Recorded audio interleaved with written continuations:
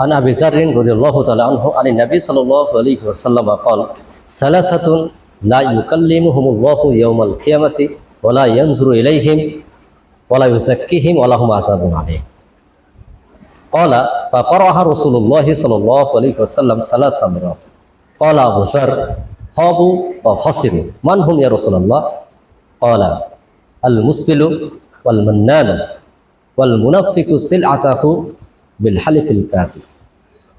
অর্থাৎ আবু যর রাদিয়াল্লাহু তাআলা আনহু নবী সাল্লাল্লাহু আলাইহি ওয়াসাল্লাম থেকে বর্ণনা করেন নবী সাল্লাল্লাহু আলাইহি ওয়াসাল্লাম বলেন three persons with whom Allah subhanahu wa ta'ala will neither speak on the day of judgment আল্লাহ সুবহানাহু ওয়া তাআলা কিয়ামতের ময়দানে তিন ব্যক্তির সাথে কথা বলবেন না তাদেরকে পবিত্র করবেন না ওয়ালা ইয়ানজুরু ইলাইহিম তাদের দিকে তাকাবেন না ওয়ালা হুম আযাবুন Alim and there will be painful punishment for them তাদের জন্য থাকবে যন্ত্রণাদায়ক শাস্তি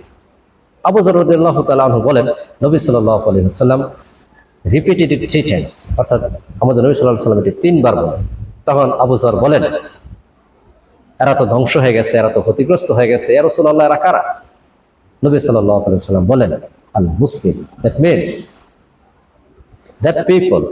হু used to wear his garments under the ankle অর্থাৎ যে টাকনুর নিচে কাপড় পরে দুই নম্বর হচ্ছে আল মান্নান that means the people who used to give charity but he recounts his charity অর্থাৎ ওই ব্যক্তি যে দান করে খোটা দেয় তিন নম্বর হচ্ছে আল মুনাফিকু সিলআতাহু বিল হালিফিল কাযিব অর্থাৎ the seller who used to sell his product by the falsehood অর্থাৎ ওই বিক্রেতা যে বিক্রি করার সময় মিথ্যা শপথ করে